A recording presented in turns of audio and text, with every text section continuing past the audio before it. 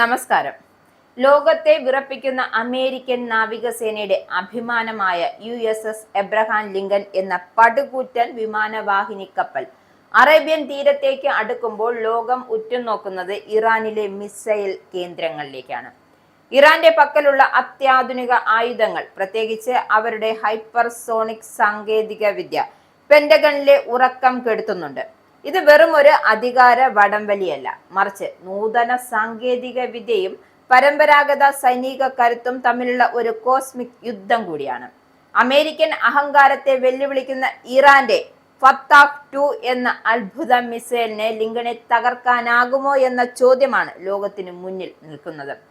ഇറാന്റെ സൈനിക കരുത്തായ ഫത്താഹ് 2 വെറുമൊരു മിസൈലല്ല, മറിച്ച് ആധുനിക യുദ്ധതന്ത്രങ്ങളെ തന്നെ തിരുത്തിയെഴുതിയ ഒരു ഹൈപ്പർസോണിക് ഗ്ലൈഡ് വെഹിക്കിളാണ്.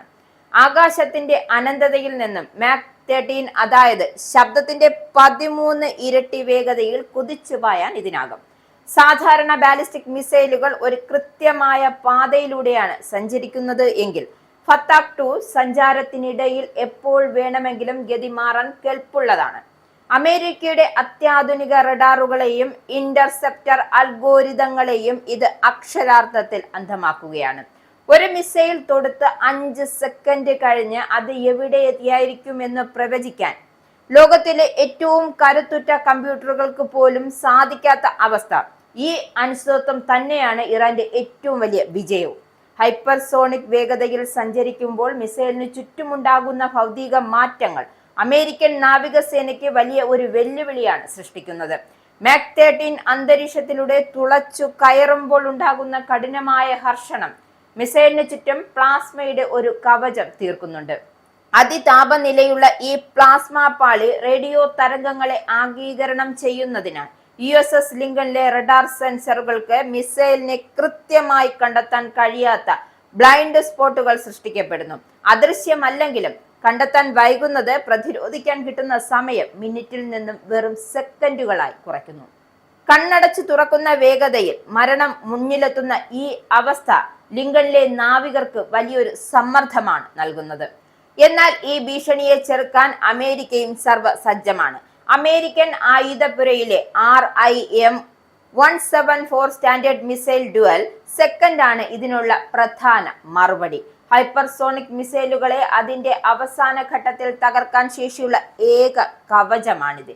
പക്ഷേ ഇതിന്റെ കൃത്യത എന്നത് ഒരു ബുള്ളറ്റ് ഉപയോഗിച്ച് മറ്റൊരു ബുള്ളറ്റിനെ വെടിവെച്ച് വീഴ്ത്തുന്നതിന് തുല്യമാണ്.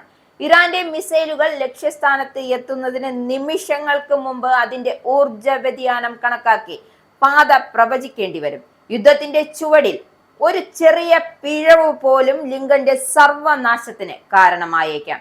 ഈ യുദ്ധത്തിലെ മറ്റൊരു പ്രധാന തടസ്സം കിൽ ചെയിൻ എന്നറിയപ്പെടുന്ന പ്രക്രിയയാണ്.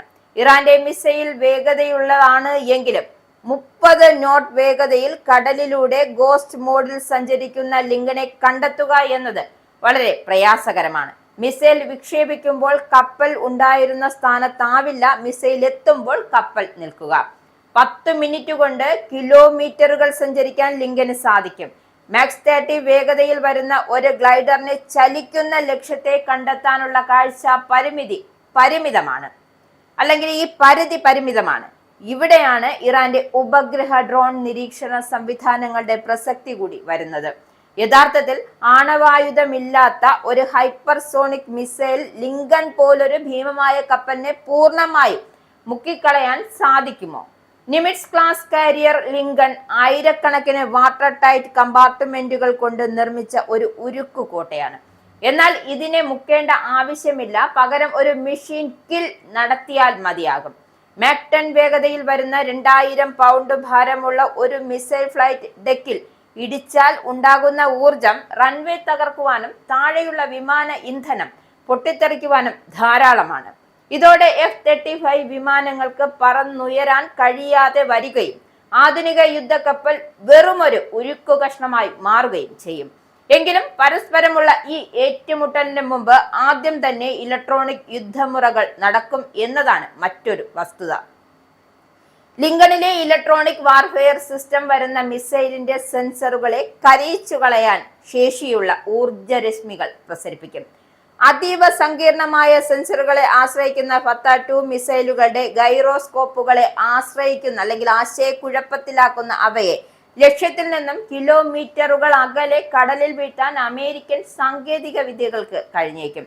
അന്തിമമായി ഈ യുദ്ധത്തിൽ ഒരു വിധി നിശ്ചയിക്കുന്നത് സാങ്കേതിക വിദ്യ മാത്രമല്ല, മറിച്ച് അളവ് കൂടിയാണ്. ഒരു മിസൈൽ ലിങ്കനെ തകർത്തില്ലായിരിക്കാം, എന്നാൽ ഒരേ സമയം ഡസൻ കണക്കിന് മിസൈലുകൾ അയക്കുന്ന സാച്ചുറേഷൻ സോം രീതി ഇറാൻ അവലംബിച്ചാൽ അമേരിക്കൻ പ്രതിരോധ സംവിധാനങ്ങൾ താറുമാറാകും എന്ന കാര്യത്തിൽ യാതൊരുവിധ സംശയവും വേണ്ട. കപ്പലിന്റെ പക്കലുള്ള പ്രതിരോധ വെടിയുണ്ടകളെക്കാൾ കൂടുതൽ മിസൈലുകൾ തൊടുക്കാൻ ഇറാന് കഴിഞ്ഞാൽ ആധുനിക ഗണിതശാസ്ത്രം അമേരിക്കയ്ക്കെതിരെ തിരിയും. ഇറാനും അമേരിക്കയും തമ്മിലുള്ള ഈ പോരാട്ടം കേവലം രണ്ട് രാജ്യങ്ങൾ തമ്മിലുള്ളതല്ല, മറിച്ച് ലോകക്രമം ആര് നിശ്ചയിക്കും എന്നതിന്റെ പരീക്ഷണം കൂടിയാണ്. ഇറാന്റെ ഫത്ത-2 പോലുള്ള ആയുധങ്ങൾ തെളിയിക്കുന്നത് അത്യാധുനിക സാങ്കേതിക വിദ്യ കൈവശമുള്ള ഒരു രാഷ്ട്രത്തിന് ലോകത്തിലെ ഏറ്റവും വലിയ അർമാഡർ പോലെ മുൾമുനയിൽ നിർത്താൻ കഴിയുമെന്നതാണ്. ലിങ്കൻ മുങ്ങുമോ ഇല്ലയോ എന്നതിലുപരി അത്തരമൊരു ഭീഷണി ഉയർത്താൻ ഇറാൻ സാധിക്കുന്നു എന്നത് തന്നെയാണ് വൻ ശക്തികളുടെ പതനത്തിന്റെ സൂചനയായി പലരും കാണുന്നത്.